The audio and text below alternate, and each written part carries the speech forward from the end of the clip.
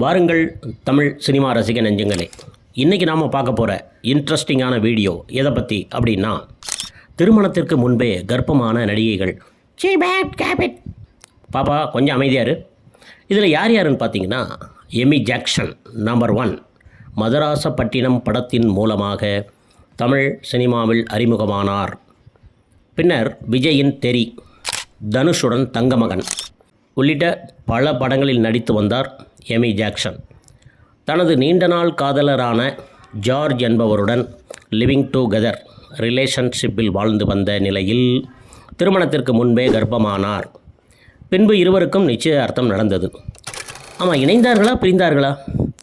ஆனால் திருமணம் நடப்பதற்குள் இருவரும் பிரிந்து விட்டனர்.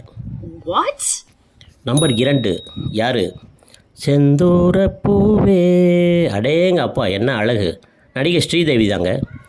சிறு வயதிலிருந்தே சினிமாவில் நடித்து வந்த ஸ்ரீதேவி பிரபல பாலிவுட் தயாரிப்பாளரான போனி கபூரை காதலித்து வந்தார். திருமணத்திற்கு முன்பே கர்ப்பமான ஸ்ரீதேவி தான் 7 மாத கர்ப்பிணியாக இருக்கும்போதுதான் தனது காதலர் போனி கபூரை திருமணம் செய்து கொண்டார். Number 3 Alia but.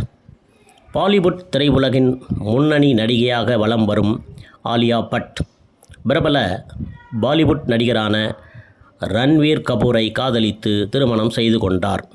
இங்கே என்ன ட்விஸ்ட்டு அப்படின்னா, திருமணம் முடிந்து 2 மாதத்திலேயே நான் 4 மாத கர்ப்பம் என அறிவித்தார்.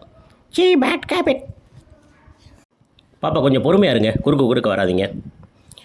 இதன் பின்பு அவர் திருமணத்திற்கு முன்பே கர்ப்பம் என தெரிய வந்தது.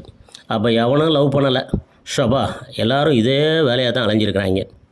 நம்பர் 4 இலியானா. இருக்கானா இடுப்பிருக்கானா இல்லையானா இலியானா.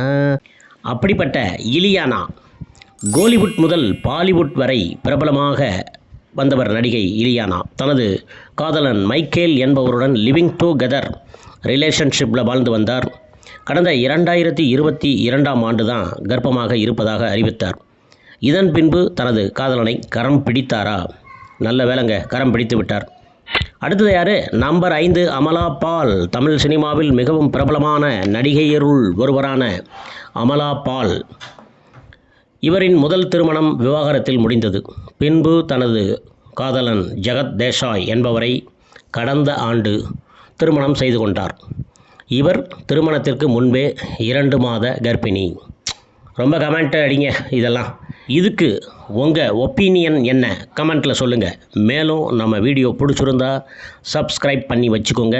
மீண்டும் நாளை சந்திக்கலாம். சலாம்.